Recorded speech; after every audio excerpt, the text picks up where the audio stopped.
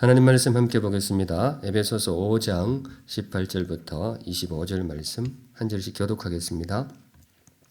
술 취하지 말라. 이는 방탕한 것이니 오직 성령으로 충만함을 받으라. 시와 찬송과 신령한 노래들로 서로 화답하며 너희의 마음으로 주께 노래하며 찬송하며 범사에 우리 주 예수 그리스도의 이름으로 항상 아버지 하나님께 감사하며 그리스도를 경외함으로 피차 복종하라. 아내들이여 자기 남편에게 복종하기를 주께 하듯 하라. 이는 남편이 아내의 머리됨이 그리스도께서 교회의 머리됨과 같음이니 그가 바로 몸의 구주시니라. 그러므로 교회가 그리스도에게 하듯 아내들도 범사에 자기 남편에게 복종할지니라. 남편들아 아내 사랑하기를 그리스도께서 교회를 사랑하시고 그 교회를 위하여 자신을 주심과 같이 하라. 아멘. 오늘 이 말씀으로 주님 주시는 교훈을 함께 받도록 하겠습니다. 오늘 주님께서 저와 여러분에게 주시는 말씀은 성령 충만입니다. 성령 충만. 참 아름다운 이름이죠. 아름다운 이름 성령 충만. 좋은 성도를 가리킬 때에 동원되는 수식어가 굉장히 많이 있습니다. 말 그대로 좋은 성도 이렇게 부르기도 하고요. 신실한 성도 혹은 열심히 있는 성도, 성숙한 성도, 다양한 이름을 붙일 수가 있습니다. 이 이름은 어떠세요? 좋은 성도 대신에 샘물 성도. 굉장히 사심을 많이 담았는데 바라기는 우리 샘물 성도 이 단어가 좋은 성도의 대명사가 될 수 있으면 그렇게 좋겠습니다. 이렇게 좋은 성도를 가리키는 이름들이 많이 있는데요. 그 중에 아마 최고봉은 이 이름일 겁니다. 별 이의가 없으실 거예요. 성령 충만한 성도. 아마 최고의 성도를 가리키는 정말로 귀한 이름입니다. 성도다움을 가장 선명하게 드러내고 성경적으로 성도가 어떻게 해야 되는지를 가장 대표하는 이름이라고 할 수 있습니다. 우리 그런 의미에서 사랑하는 샘물 성도 여러분, 성령 충만한 성도들이 되시기를 우리 주님의 이름으로 축원드립니다. 네, 꼭 그렇게 되시면 좋겠습니다. 성령 충만. 그런데 이 성령 충만 이 이름이 참 아름다운 이름이라고 했는데 한편으로는 아득한 이름이기도 합니다. 멀어요. 이게 쉽지가 않거든요. 정말로 내가 그렇게 될 수 있을까? 산으로 치면 요 앞에 있는 동산 같은 나지막한 산이 아니고 굉장히 높은 산으로 느껴지게 됩니다. 정말 내가 성령 충만한 성도가 될 수 있을까? 성도들에게도 그렇지만은 목회자도 마찬가지입니다. 어떤 목사가 좋은 목사이냐? 설교를 잘하는 목사도 좋고 상담을 잘하는 목사도 좋고 리더십, 좋은 목사의 조건들이 많이 있겠죠. 그런데 아마 모두가 공감하실 겁니다. 목사에게도 가장 그 영광스럽고 최고의 수식어라고 할까요? 좋은 목사가 어떤 목사이냐? 성령 충만한 목사. 우리 장로님들 기도하실 때에 그 표현이 자주 들어가죠. 우리 목사님들, 교역자들 성령 충만하게 하여 주시옵소서. 많이 기도해 주시기 바랍니다. 여러분들의 기도에 힘입어서 우리 샘물의 교역자들이 정말로 성령 충만한 교역자들 될 수 있기를 바랍니다. 그러면 그 혜택이 다 누구에게 돌아가겠어요? 여러분들에게 아마 다 돌아가게 될 것입니다. 성령 충만, 오늘 이 이름을 묵상하려고 하는데요. 이 이름에는 또 한 가지 특징이 있습니다. 아름답기도 하고 조금 아득하다 그랬는데요. 이 이름이 오해를 많이 받습니다. 성령 충만에 대한 오해가 꽤 있습니다. 사실은 오늘 이 말씀을 전하게 된 이유가 바로 기본 이유는 여기에 있는데요. 성령 충만에 대해서 조금 이상하게 오해하시는 분들이 있어요. 어떤 황홀경을 떠올린다든가 뭔가 신비한 일이 떠올린다든가 그렇게 생각하시는 분들이 있는데 물론 그럴 수도 있겠죠. 그런데 그건 예외적인 경우이고요. 성경의 가르침은 그것과는 조금 차이가 있습니다. 오늘 본문이 성령 충만, 이걸 가장 직접적으로 가르치는 그런 본문이 되겠는데요. 오늘 본문을 통해서 성령 충만이 뭐냐, 이 단어에 담아주신 의미가 뭐냐, 그 의미를 여러분들과 함께 마음에 새기려고 합니다. 마음에 새기시고 바라기는 정말로 주님이 원하시는 올바른 성령 충만이 저와 여러분에게 정말로 충만하게 임하시기를 우리 주님의 이름으로 축원드립니다. 그 기대를 품고 성령 충만을 묵상하도록 하겠습니다. 첫째, 성령 충만이 뭐냐? 이성의 충만입니다. 조금 어색하게 들릴 수도 있는데요. 성령 충만이 뭐냐? 이성의 충만이에요. 그냥 조금 거칠게 표현하면 뭔가 하면 맨정신의 충만이라는 거예요. 성령 충만은 정신이 말똥말똥해요. 맨정신입니다. 성령 충만에 대해서 가장 대표적인 오해가 뭔가 하면 이렇게 생각하시는 분들이 있어요. 성령 충만은 맨정신이 아니다. 뭔가 일종의 황홀경으로 생각하시는 분들이 있어요. 종교적인 무아지경에 빠져가지고 평소에 안 쓰던 이상한 언어가 막 튀어나오고 신비한 일이 일어나고 뭐 그런 거를 떠올리시는 분들이 있는데 물론 그럴 수도 있습니다. 성령께서 그런 일을 일으키실 수도 있습니다. 그런데 그건 그야말로 예외적인 경우입니다. 굉장히 특별한 경우 주께서 필요하시다고 생각되실 때에 예외적으로 하는 것이고 성경이 가르치는 성령 충만에 원하는 그것과는 조금 차이가 있어요. 성경이 가르치는 성령 충만은 맨정신입니다. 정신이 아주 말짱합니다. 지금 저와 여러분의 상태가 그렇다고 할 수 있어요. 18절 함께 보겠습니다. 제일 첫 구절인데요. 같이 읽을게요. 시작. 술 취하지 말라. 이는 방탕한 것이니 오직 성령으로 충만함을 받으라. 성령 충만 이야기하는데 술 취한 것하고 대비를 하고 있죠. 어떤 분들은 이걸 진짜로 오해하셔가지고 왜 술 취한 것하고 성령 충만을 같이 이야기할까? 아, 그게 비슷하구나. 술 취한 것하고 성령 충만하고 비슷하니까 그렇게 해놓았구나. 근데 그거 오해입니다. 사실은 정반대입니다. 에베소서 사도 바울의 의미가 뭔가 하면 술 취한 듯이 성령 충만하지 말라는 거예요. 그런 거는 성령 충만이 아니라는 거예요. 그런 거는 이방 잡기의 충만이면 몰라도 우리 성령 충만, 하나님의 충만하게 임하실 때에 나타나는 성령 충만하고는 아무런 상관이 없다. 그런데 사도 바울이 왜 이 술 이야기를 하는가 하면 당시에 그 이방 종교들 중에 그런 식으로 그 자기들이 섬기는 신에 취했다라고 그렇게 믿고 사는 그 종교인들이 꽤 있었어요. 술에 취한 듯이 이렇게 고대 시대니까 잘 모르니까 그런 식으로 하는 거예요. 대표적으로 디오니소스 신이라고 뭐 책에 보니 그렇게 나오더라고요. 이 그리스 로마 신화에 나오는 그런 신인데 이게 풍요의 신이라 그래요. 다들 뭐 예나 지금이나 풍요한 거 좋아하잖아요. 그러니까 그런 신을 만들어서 섬기는데 그 신을 섬기는 제사 지내는 모습이 그렇게 난잡했다 그래요. 온통 술판이에요. 술에 취해가지고 흐느적흐느적하고 술에 취하니까 술주정이 나오는데 뭐 이상한 소리가 나오고 몸은 막 흐느적흐느적 이렇게 나오는데 놀랍게도 그걸 두고 자기네들끼리는 뭐라고 생각했는가 하면 아 디오니소스 신이 오셨구나. 신이 우리 가운데 임해가지고 소위 접신이 일어났다고 생각한 거예요. 평소하고 다르니까. 그게 뭔가 신령한 줄 알고 그렇게 섬기는 저급한 이방 종교들이 주변에 들어 있었던 거예요. 바로 그 대목을 염두에 두면서 사도 바울이 가르치는 거예요. 너희들은 저래서는 안 된다.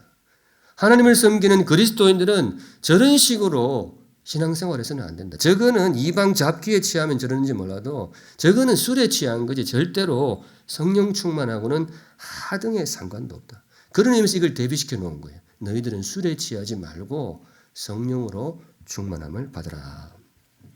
그러면 성령으로 충만했을 때는 사람들이 어떻게 되느냐? 그게 19절이에요. 뒤에 풀어주십니다. 우리 19절 같이 읽습니다. 시작. 시와 찬송과 신령한 노래들로 서로 화답하며 너희의 마음으로 주께 노래하며 찬송하며. 여기서 아주 핵심어가 있는데 네 글자 찾아보세요. 밑줄 쳐야 됩니다.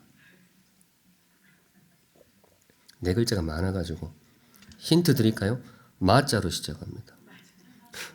마음으로 진짜 볼펜 있으신 분들 거기다 줄 치세요. 마음으로. 이게 핵심이에요. 다른 말로 제정신으로 온전한 정신으로 이겁니다. 주님 앞에 예배할 때 우리가 성령 충만한 예배를 사모한단 말이죠. 그런데 그 성령 충만한 예배가 어떤 예배이냐? 마음을 담은 예배예요. 흐느적 감정에 치우신 그런 예배가 아니고 마음을 담은 예배. 찬송할 때에도 마음으로 가사의 의미를 생각해야 된다는 거예요. 정신을 똑바로 차리고 가사를 곱씹으면서 그렇게 찬송해라. 그게 성령 충만한 찬송이니라.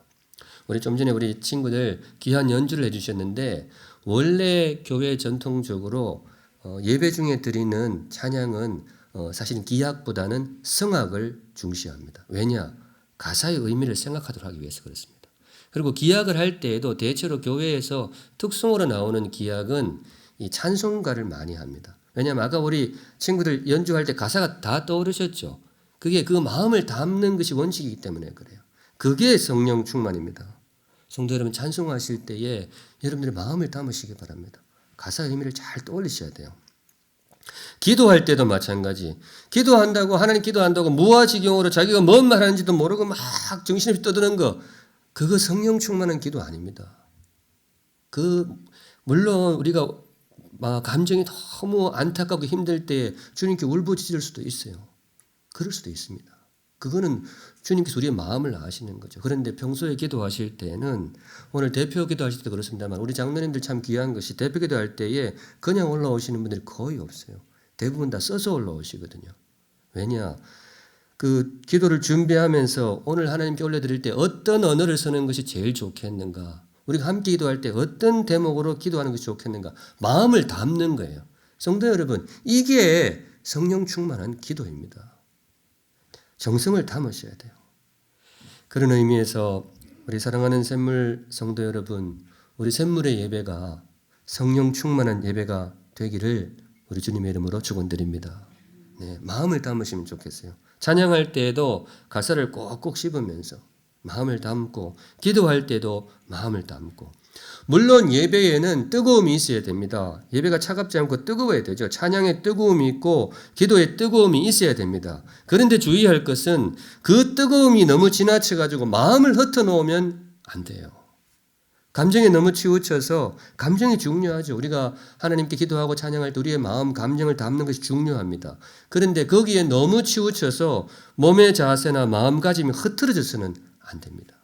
뜨거움 속에서도 예를 갖추는 뜨거움이어야 되고요.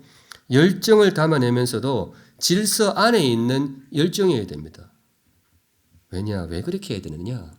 우리 하나님은 지극히 거룩하고 존귀하신 하나님이시기 때문에 그렇습니다. 우리끼리 모여서 종교적으로 빠져드는 그런 시간이 아니거든요. 우리끼리 그냥 모여가지고 평소에 사는 것도 힘든데 종교적인 카타르시스를 뿜어내고 그걸 즐기고 그런 시간이 아닙니다. 정말로 거룩하신 하나님 앞에 예배드리는 시간인데 성령 충만한 예배여야 됩니다. 어떤 예배요? 예를 갖추는 예배. 우리의 마음을 오롯이 담는 그런 예배가 필요합니다. 그리고 꼭 기억하실 것은 우리 하나님은 무질서의 하나님이 아니고 어떤 하나님? 질서의 하나님이십니다. 하나님 질서의 하나님이시거든요. 우리 하나님이 창조하신 우주를 다른 말로 질서라고 부르잖아요. 우주를 코스모스 그렇게 부르는데 그 원뜻이 그거라잖아요. 질서라고. 우리 하나님 질서의 하나님이시거든요. 그런데 그런 하나님을 예배하는 성도가 무질서하다. 그런 하나님 앞에 예배드리는 시간이 무질서하고 난잡하다. 이건 안 되는 거예요. 물론 우리 샘물에서는 그런 제가 예배를 본 적이 없습니다만은 가끔 저도 참 좋아해요. 찬양 집회 같은 거 참 좋아합니다. 영상으로도 듣기도 하고 그렇게 하는데요. 그런데 대부분은 괜찮은데 어떤 경우에는 너무 감정에 치우쳐가지고 이 선을 넘을락 말락하는 그런 경우가 있어요. 주의가 필요합니다. 우리의 감정을 풀어놓는 시간이 아니고 하나님 앞에 예배하는 시간입니다. 그런 의미에서 성령 충만한 예배는 마음을 담으셔야 돼요. 19절에 이 표현도 한번 눈여겨보시면 좋겠는데요. 서로 화답이라는 표현이 나옵니다. 시와 찬송과 신령한 노래들로 그 다음 서로 화답하며. 우리 고대시대 예배를 아마 떠올린 대목 같은데요. 주거니 받거니 이렇게 우리가 교독하듯이 성시도 낭독하고 찬양도 하고 그렇게 했던 것 같아요. 근데 저는 개인적으로 제가 읽기를 이 서로 화답하며 여기에 화음도 들어가 있다고 봅니다. 우리 이제 모이는 예배가 완전히 재개가 되면 성가대 찬양이 나오잖아요. 성가대 찬양이 화음을 잘 맞추시잖아요. 왜 그러느냐? 성령 충만한 찬양을 드리기 위해서 그렇습니다. 단지 그 어떤 음악성을 이야기하는 것이 아니고 우리의 정성을 모으는 거예요. 맑은 정신으로 서로 하모니를 이루어서 하나님을 찬양하는 것. 이게 성령 충만입니다. 음악성의 높고 낮음을 이야기하는 것이 아니고 우리의 정성이 들어가야 된다는 거예요. 조화와 질서가 들어가고 정성과 예법이 들어가는 것. 그것이 성령 충만입니다. 오늘 우리에게 주시는 말씀 성령 충만. 제일 첫걸음이 뭐의 충만이라고요? 이성의 충만입니다. 하나님께서 우리에게 주신 합리적인 사고와 능력, 질서를 총동원해서 정성스럽게 최고의 예배를 하나님께 올려드릴 수 있기를 바랍니다. 이제 한 걸음 더 나아가서요. 성령 충만이 뭐냐? 두 번째는 이겁니다. 일상의 충만입니다. 일상의 충만. 이것도 꼭 기억하시면 좋겠어요. 오늘 설교 제목이 조금 어색했을 수 있는데요. 성령 충만의 마지막 뭐였죠? 기억나세요? 여기 나와 있네요. 성령 충만의 주소. 저희 주소가 뭘까? 저게 뭐 주세요 이건가? 그거 아니에요. 어드레스, 그겁니다. 어드레스. 성령 충만의 어드레스인데 성령 충만은 어떻게도 중요하지만은요. 어디서가 굉장히 중요해요. 앞에서 우리가 이성의 충만 묵상했는데 이게 성령 충만의 어떻게였다면 지금 묵상할 일상의 충만은 성령 충만의 어디서입니다.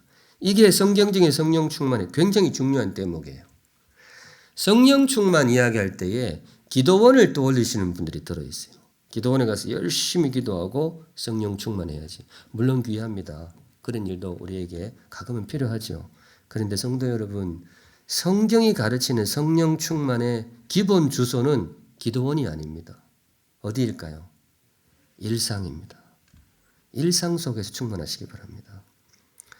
22절에 보시면 이런 구절 나오죠. 아내들이여 자기 남편에게 복종하기를 죽게 하듯 하라. 그 다음에 25절에 보시면 남편들아 아내 사랑하기를 어떻게 하라. 그리고 보통 지금 우리가 묵상하고 있는 에베소서 5장, 6장을 가정장이라고 부릅니다. 가정장.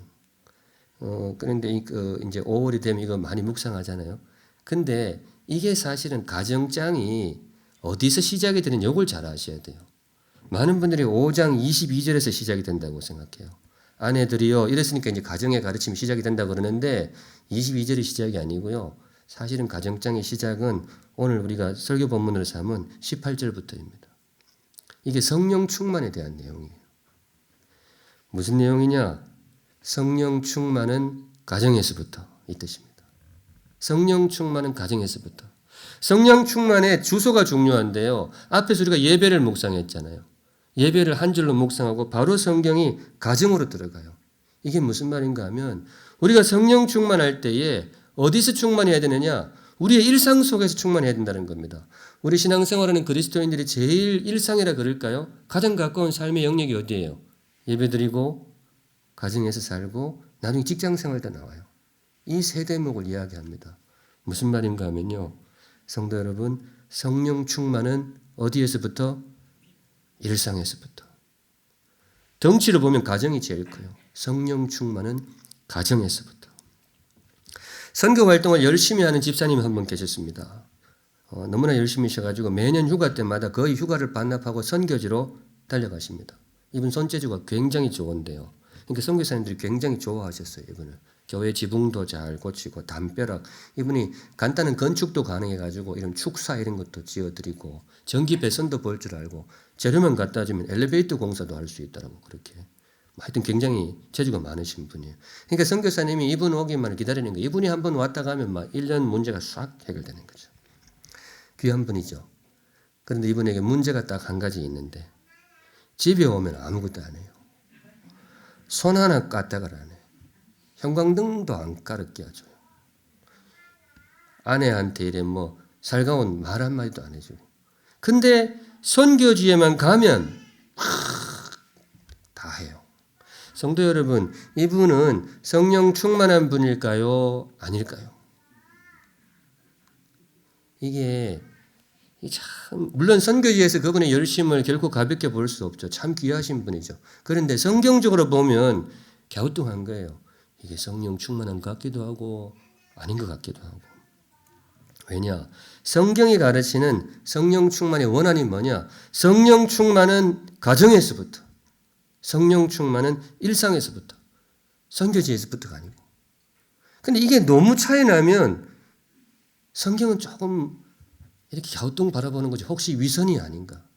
왜냐? 성령께서 역사하시는 것은 일상에서 제일 먼저 역사하시는데 왜 그렇게 그분은 선교지에만 가면 그렇고 집에 오면 안 그럴까?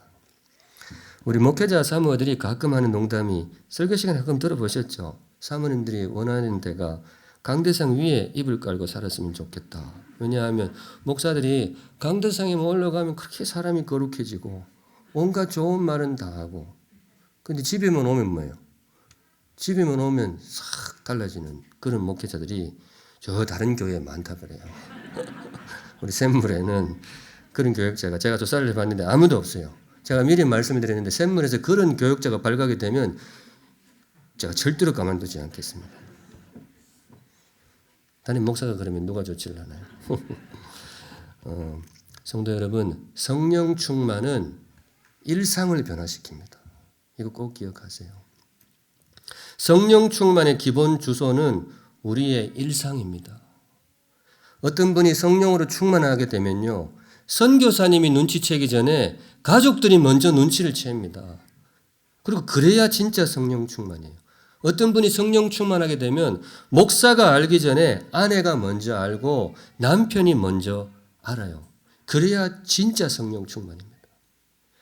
사랑하는 샘물 성도 여러분, 선교사님이 알아보는 성령 충만도 좋지만은 가족이 알아보는 진정한 성령 충만이 저와 여러분에게 임하시기를 우리 주님의 이름으로 축원드립니다. 네, 그게 진짜 우리가 소망하고 사모해야 할 성령 충만. 주님 우리에게 정말로 주시기를 원하시는 성령 충만입니다. 이제 마지막 세 번째, 성령 충만이 무엇인가? 한 걸음 남았는데요. 섬김입니다. 섬김. 이성의 충만, 또 일상의 충만. 그랬는데 성령 충만이 뭐냐? 섬김의 충만. 그렇게 기억하시면 되겠습니다. 20절에 보시면요. 전체적으로 이제 성령 충만을 정리해 주는 구절인데요. 범사에 우리 주 예수 그리스도의 이름으로 항상 아버지 하나님께 감사하며, 간단히 요약하면 뭐겠어요? 하나님께 감사. 이게 성령 충만의 한 축이에요. 하나님께 감사. 21절은 같이 읽습니다. 시작. 그리스도를 경외함으로 피차 복종하라. 20절을 간단하게 요약하면 하나님께 감사. 요걸 하면 21절은 간단하게 요약하면 뭐가 될까요? 네, 피차 복종 이겁니다. 성령 충만을 두 갈래로 요약해서 소개하는데요. 하나님께 감사하고 서로 복종하고 이거예요. 근데 제가 묵상하면서 이 둘을 하나로 합칠 수가 없을까? 합칠 수가 있겠더라고요. 성경 묵상하실 때에 한 단어로 요약하는 훈련을 해보시면 좋습니다. 설교 준비할 때도 그렇게 하거든요.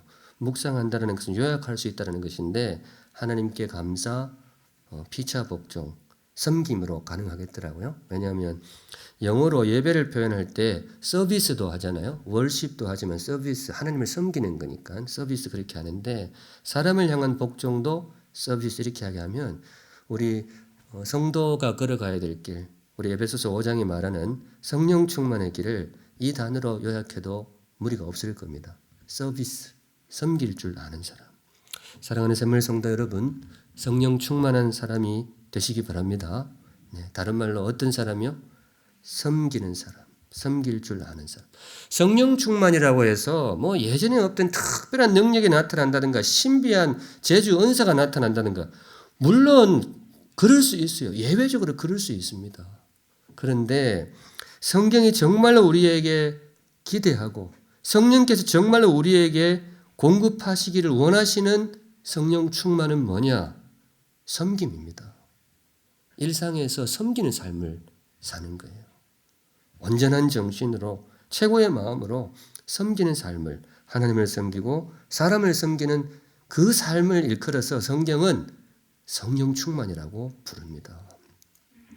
섬기는 사람, 다른 말로 예수님을 닮은 사람이라고 부르면 제일 적당할 겁니다. 우리 예수님이 성령 충만하신 분이거든요. 이 땅을 다녀가신 분 중에 성령으로 제일 충만하신 분이 누구냐? 단연 우리 예수님이 되겠습니다. 이분은 탄생 자체가 성령으로 잉태되셨잖아요. 그리고 그분의 걸음을 성령으로 충만하셨다. 신학적으로도 참 아름다운 언어들이 많아요. 그분의 걸음이 곧 성령에 사로잡힌 걸음이었다. 그런 표현도 쓰게 되는데 도대체 그분의 삶이 어떤 삶이었기에 그렇게 표현할 수 있느냐. 마가복음 10장 45절에는 이런 언어를 주십니다. 인자가 온 것은, 인자가 예수님이잖아요. 인자가 온 것은 섬김을 받으려 함이 아니라 도리어 섬기려 하고. 무슨 말이겠어요? 성령 충만의 정말 가장 분명한 표징이 뭐냐? 섬기는 삶이라는 겁니다. 성령 충만할 때는 우리 예수님처럼 정말로 섬김의 삶을 살아가신 우리 예수님처럼 우리 사랑하는 샘물 성도 여러분, 성령 충만한 사람이 되시기 바랍니다. 네, 다른 말로 어떤 사람이요? 네, 섬김의 삶을 살아가시면 좋겠습니다. 설교가 이제 막바지에 되었는데요. 우리 조목조목 몇 가지 조금 다짐을 하면서 설교를 마무리하려고 합니다. 오늘 본문 자체가 우리를 그렇게 인도를 하는데요. 성령 충만에 대한 설교를 우리가 지금 들었단 말이죠. 들었는데 우리 정말로 좀 그렇게 되면 좋겠어요. 그런데 성경이 생각하는 성령 충만은 그렇게 막연하지 않습니다. 오늘 말씀을 통해서 조금 감을 잡으셨겠지만은 아주 우리 삶 가까이에 있어요. 일상 속에서 이루어지는 일들을 성령 충만이라고 그렇게 부르는데요. 조목조목 함께 마음에 새기시는 의미에서 묵상하시면 좋겠습니다. 먼저 아내들에게 주시는 말씀입니다. 우리 여자분들이 좀 싫어하는 구절인데요. 22절 우리 같이 한번 읽습니다. 시작. 아내들이여 자기 남편에게 복종하기를 주께 하듯 하라. 남편에게 진심으로 겸손하게 복종하는 아내가 있습니다. 이런 아내를 뭐라고 부를까요? 현모양처 아니면 조선시대 여인 이렇게 부를까요? 성경은 뭐라고 부를까요? 성령 충만한 아내라고 부릅니다. 남편을 겸손하게 섬길 줄 아는 아내가 성령 충만한 아내다. 하나님께서 여러분들을 아내로 부르셨다면 그 자리에서 성령 충만하시기 바랍니다.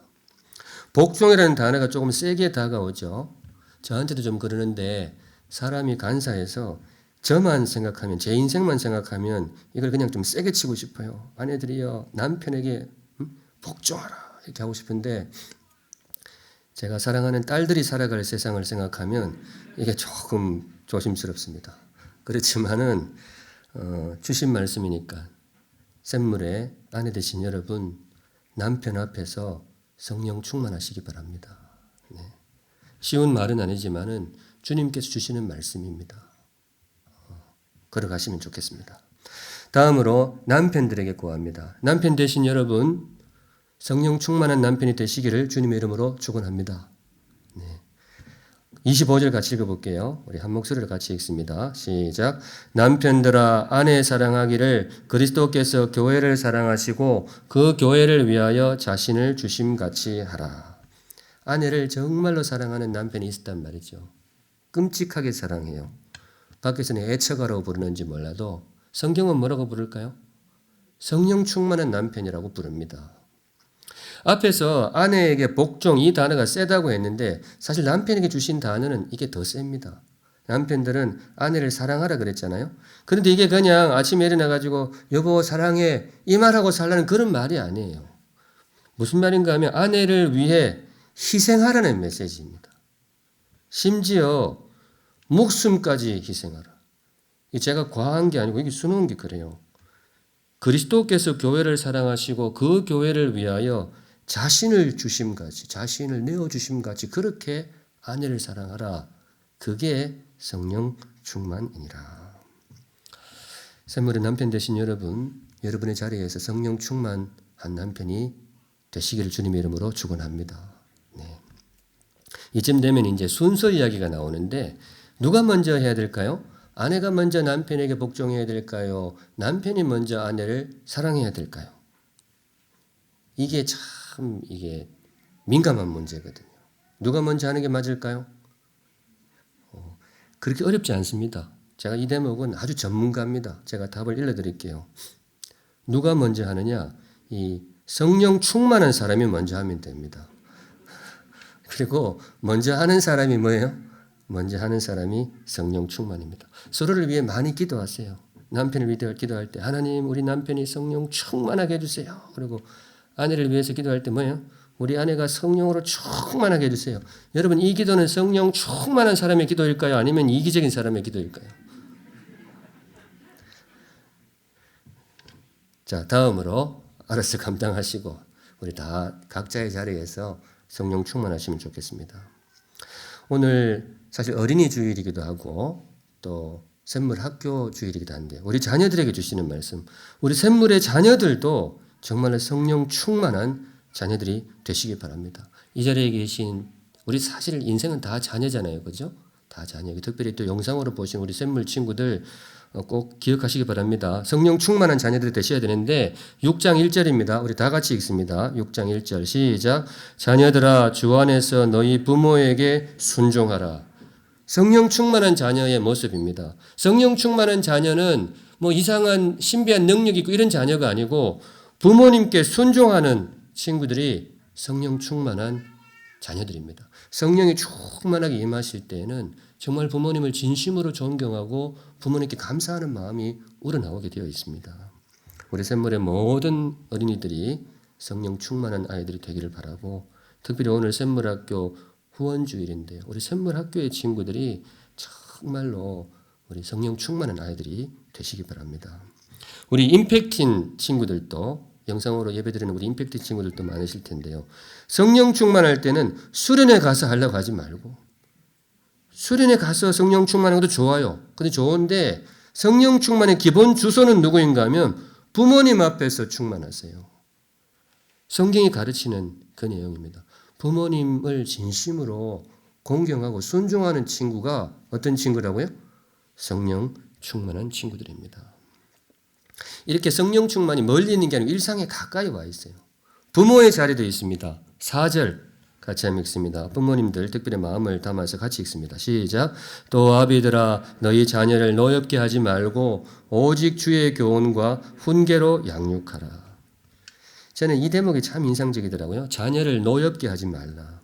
보통 노엽게 하지 말라 그러면 그 아이들한테 어른들을 노엽게 하지 말라 이렇게 하잖아요. 근데 성경은 거꾸로예요. 어른들아, 부모들아, 자녀들을 노엽게 하지 말라.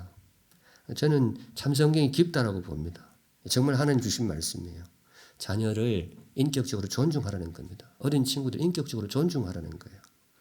우리 샘물학교 선생님들이 아이들을 존중하듯이 존중해야 되겠죠. 왜냐? 내 몸에서 나왔다고 내 애가 아닙니다.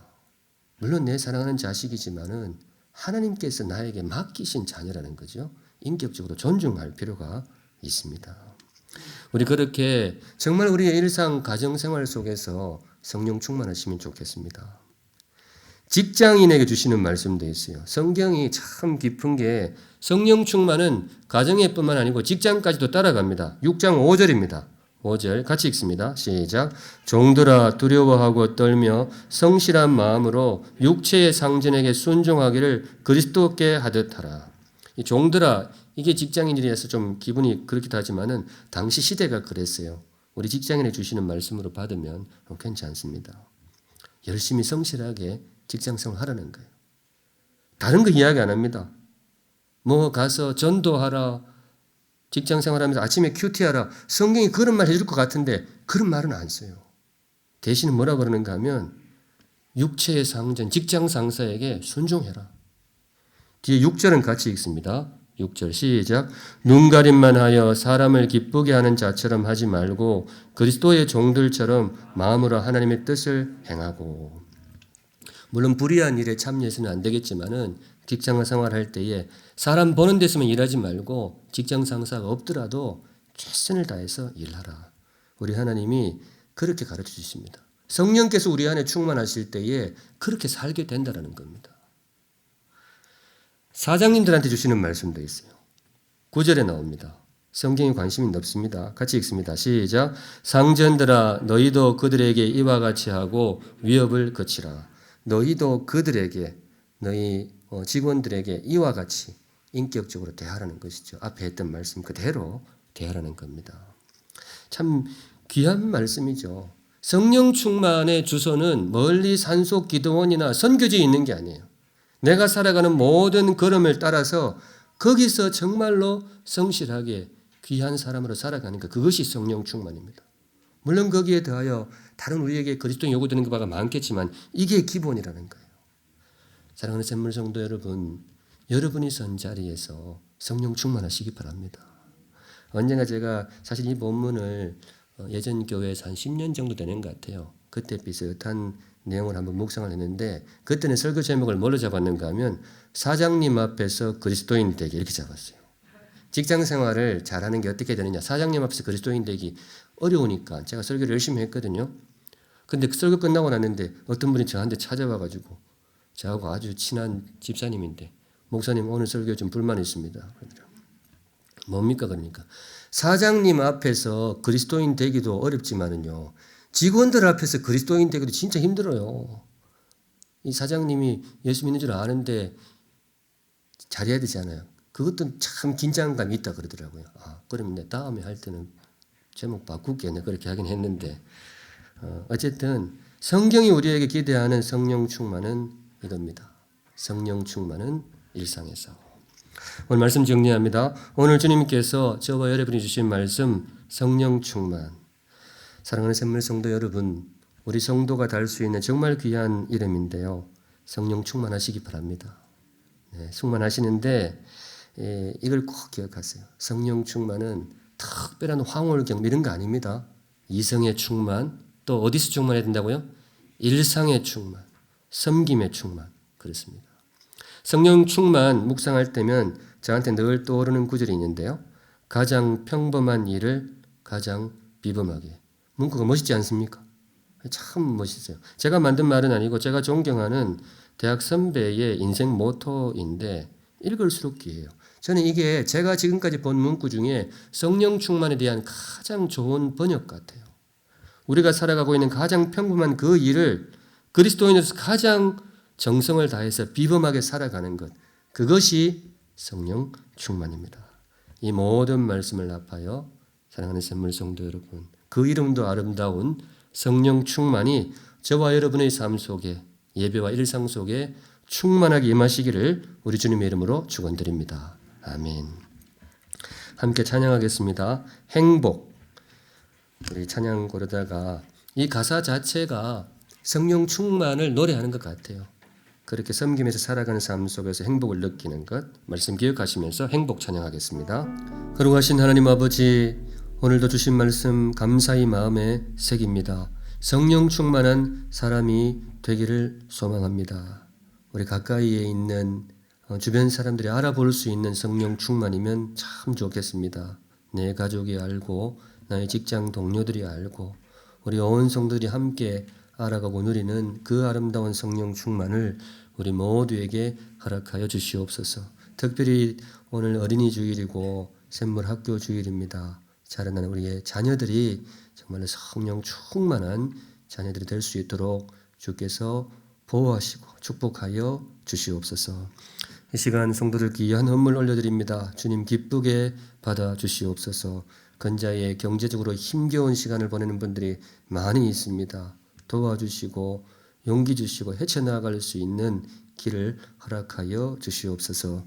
고백의 헌물, 믿음의 헌물, 소망과 간구를 담은 귀한 헌물 주님 세밀하게 살펴보시고 우리 사랑하는 성도들 가장 복되고 선한 길로 인도하여 주시옵소서. 아멘.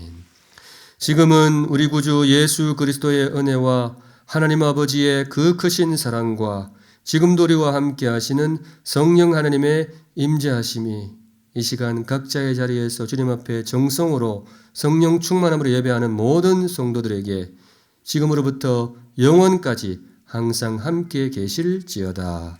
아멘.